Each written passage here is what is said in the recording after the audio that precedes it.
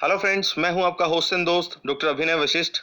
हम कर रहे हैं फाउंडेशन ऑफ बिजनेस, जिसमें आज हमारा चैप्टर है trade and auxiliaries to trade.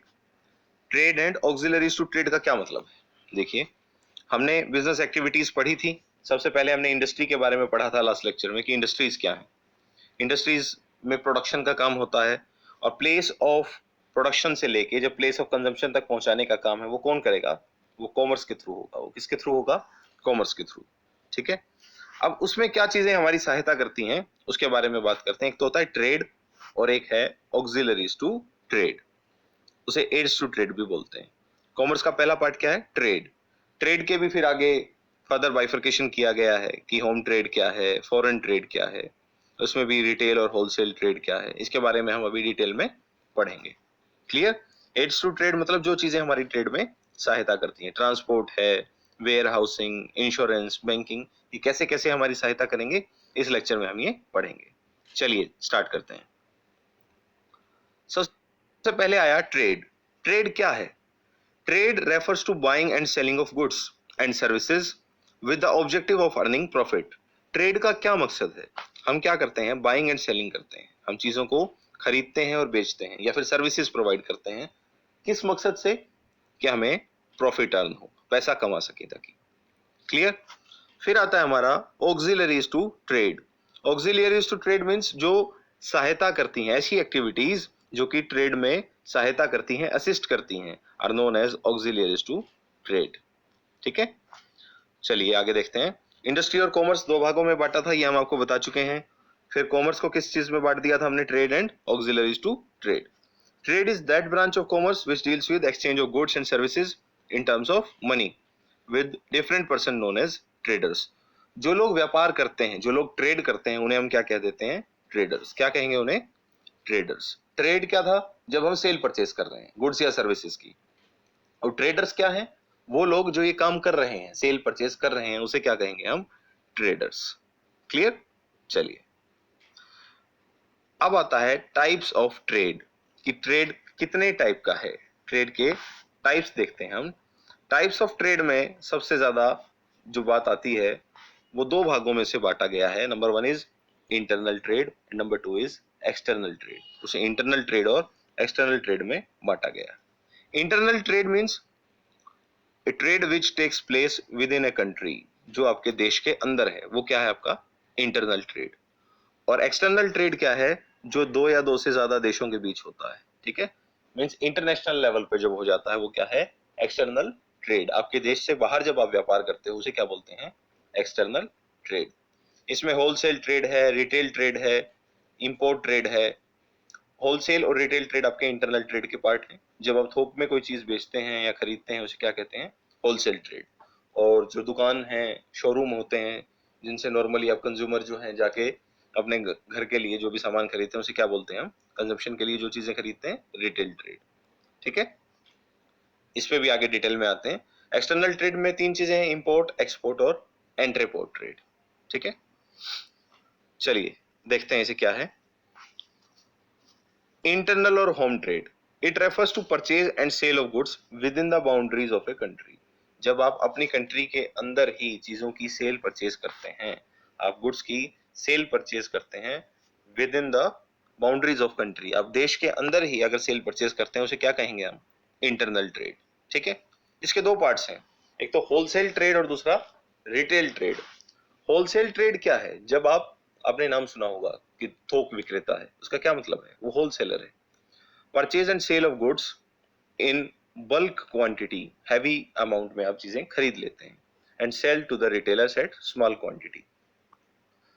मान लीजिए एक प्रोड्यूसर है, उसने कोई चीज बनाई, ठीक है, और मैं अगर एज ए होलसेलर एक्ट कर रहा हूं तो मैं क्या करूंगा? बल्क में, यानी कि भारी मात्रा में मैं उसे चीजें खरीद लूंगा। ठीक है। वो मुझे थोड़ी सस्ते में मिल जाएगी। फिर मैं आगे क्या करूंगा? रिटेलर्स को थोड़ी थोड़ी क्वांटिटी में उनकी आवश्यकता के अनुसार उन्हें सप्लाई कर दूंगा। क्लियर? फिर आता है retail trade. Retail trade mean selling of goods by the retailer to the customer. Retail trade में क्या होता है? जैसे दुकान पे, शोरूम पे आप कहीं भी जाते हैं और कोई भी चीज, कोई भी कस्टमर है वो खरीद के ले आता है। ठीक है। उसे क्या बोलते हैं? Retail trade. कस्टमर और कंज्यूमर में भी फर्क है। जानते हैं आप कस्टमर और कंज्यूमर में क्या फर्क है? जो व्यक्ति गुड्स खरीद के लाता है वो क्या है आपका कस्टमर, और जो उन्हें यूज करता है, उसे कंज्यूम करता है उन चीजों को, वो क्या है हमारा कंज्यूमर। तो रिटेल ट्रेड क्या करता है, selling of goods by the retailer to the customer, customer तक वो गुड्स पहुंचाता है। ठीक है, जैसे दुकान पे जाके आप कोई भी चीज खरीदते हैं वो रिटेल ट्रेड है आपका। तो होलसेल और रिटेल में फर्क समझ में आया। होलसेल क्या है, थोक व्यापारी जो बल्क में चीजें खरीदता है और सस्ते रेट पे आगे उसे अवेलेबल हो जाती हैं। ठीक है, सस्ते रेट पे उसे अवेलेबल होने के कारण वो क्या करता है, आगे रिटेलर को बेच देता है, या हम डायरेक्ट भी होलसेलर से खरीद सकते हैं, रिटेल से थोड़ा सस्ता हमें मिल जाएगा। ठीक है, और रिटेलर क्या है, जो शॉप्स हैं मार्केट में, वो क्या है, रिटेल ट्रेड का एग्जांपल है। नेक्स्ट पॉइंट आता है हमारा एक्सटर्नल और फॉरेन ट्रेड। एक्सटर्नल और फॉरेन ट्रेड, इसमें इंपोर्ट ट्रेड है, एक्सपोर्ट ट्रेड है और एंट्रीपोर्ट ट्रेड है। अब जानते हैं ये है क्या। सबसे पहले आता है import trade. What is import trade? Import trade means if goods are purchase from another country, it is called import trade. ठीक है, आप किसी दूसरे देश से कुछ चीजें परचेज करके अपने देश में लाते हैं, ठीक है, उसे क्या बोलेंगे हम, इंपोर्ट ट्रेड। आपने क्या किया, कुछ चीजें आपने खरीद के दूसरे देश से अपने देश में ले आए। मान लीजिए हमने साउथ अफ्रीका से कोई सामान खरीदा, तो हमने क्या किया है, वो इंपोर्ट किया है। इंपोर्ट मतलब आयात, जो चीज हमारे पास आ रही है, हम परचेज करके ला रहे हैं, that is called import trade. What is export trade? जो हमारे देश में बनी चीजें हैं हम दूसरे देशों को बेच रहे हैं। ठीक है, हमारे सामान को मान लीजिए हम पाकिस्तान में बेच रहे हैं, श्रीलंका में बेच रहे हैं, चाइना में बेच रहे हैं, वो क्या है, एक्सपोर्ट ट्रेड। ठीक है, a goods are sold to other countries, it is called export trade. और फिर आता है एंट्रीपोर्ट ट्रेड। एंट्रीपोर्ट ट्रेड क्या है? एंट्रीपोर्ट ट्रेड मींस हमने एक कंट्री से खरीदा और दूसरी कंट्री को बेच दिया। वो गुड्स हमने क्या किया, खुद यूज नहीं किया। एंट्रीपोर्ट ट्रेड में हमने एक देश से उसे खरीदा और दूसरे देश में उसको बेच दिया। ठीक है, जैसे मान लीजिए हमने ऑस्ट्रेलिया से खरीदा, ठीक है, और उसे न्यूजीलैंड को बेच दिया। ठीक है, या फिर हमने पाकिस्तान से खरीदा और उसे श्रीलंका को बेच दिया, ऐसे को क्या कहेंगे, एंट्रीपोर्ट ट्रेड। क्लियर? फिर आता है ऑक्सिलरीज टू ट्रेड। ऑक्सिलरीज मतलब जो चीजें सहायता करती हैं, से एड्स टू ट्रेड भी कहते हैं। ठीक है, जो चीजें हमारी ट्रेड में सहायता करती हैं, व्यापार में सहायता करती हैं, वो क्या होती हैं, ऑक्सिलरीज टू ट्रेड।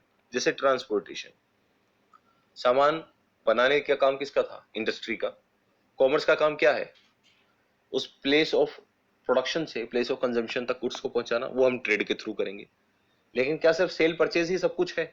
कुछ और एक्टिविटीज भी हैं जो हमें चाहिए, जैसे कि ट्रांसपोर्टेशन, आपको एक जगह से दूसरी जगह पे सामान पहुंचाना है। कम्युनिकेशन, कोई इंफॉर्मेशन ट्रांसफर करनी है। बैंकिंग क्या करेगा, फाइनेंशियली हेल्प करेगा। इंश्योरेंस आपके रिस्क को कवर करेगा। वेयर हाउसिंग आपको सामान स्टोर करने की जगह प्रोवाइड करेगा। ठीक है, एडवर्टाइजिंग आपके प्रोडक्ट की मार्केटिंग करेंगे, और पैकेजिंग उसको सेफ रखेगी। आपके गुड्स को सेफ रखने के लिए पैकेजिंग जरूरी है। क्लियर?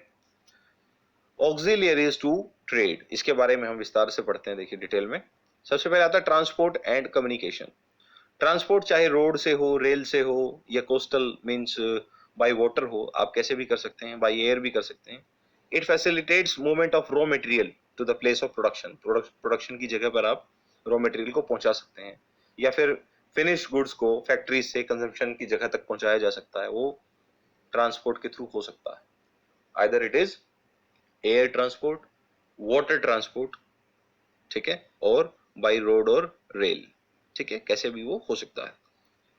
कम्युनिकेशन की फैसिलिटीज हैं, टेलीफोनिकली भी हम कम्युनिकेट कर सकते हैं, या बाय पोस्टल सर्विसेज हम कोई कोई चीज भेज सकते हैं, कुछ कुरियर कर सकते हैं। ठीक है, ऐसे भी ये चीजें भी हमारी बिजनेस में सहायता करती हैं।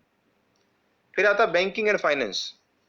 देखिए, बिजनेसमैन को फंड्स की रिक्वायरमेंट होती है, असेट्स परचेज करने के लिए, रॉ मटेरियल के लिए, डे टू डे एक्सपेंसेस को मीट आउट करने के लिए।